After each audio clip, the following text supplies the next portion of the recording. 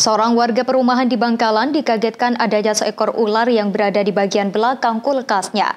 Karena takut, akhirnya warga tersebut menghubungi petugas Damkar Kabupaten Bangkalan untuk mengevakuasi ular yang diketahui berjenis kobra untuk menghindari hal buruk terjadi. Inilah proses evakuasi yang dilakukan petugas Damkar Satpol PP Kabupaten Bangkalan terhadap seekor ular jenis kobra yang diketahui berada di sebuah kulkas milik warga di salah satu perumahan di Bangkalan. Karena tergolong ular yang berbisa, petugas terpaksa menggunakan besi panjang untuk memancing ular tersebut keluar. Akhirnya setelah kurang lebih 30 menit usaha petugas damkar membuahkan hasil. Ular kobra yang panjangnya kurang lebih 1,5 meter tersebut akhirnya keluar dan hampir menyerang salah satu petugas. Beruntung petugas damkar lain yang sudah bersiaga berhasil menangkap ular tersebut dengan alat penjepitnya.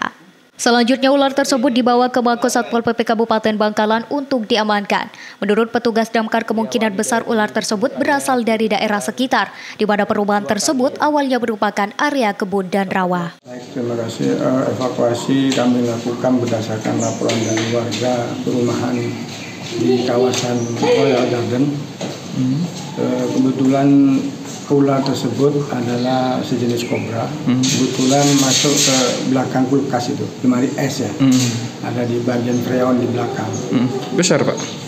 Ya lumayan sih, cuma 1 meter lah kurang lebih. Damkar Bangkalan juga menghimbau kepada seluruh warga untuk tidak ragu-ragu menghubungi petugas apabila menemui kejadian serupa. Hal ini dilakukan untuk mencegah dan mengantisipasi kemungkinan terburuk terjadi pada masyarakat. Muhammad Sahid, JTV.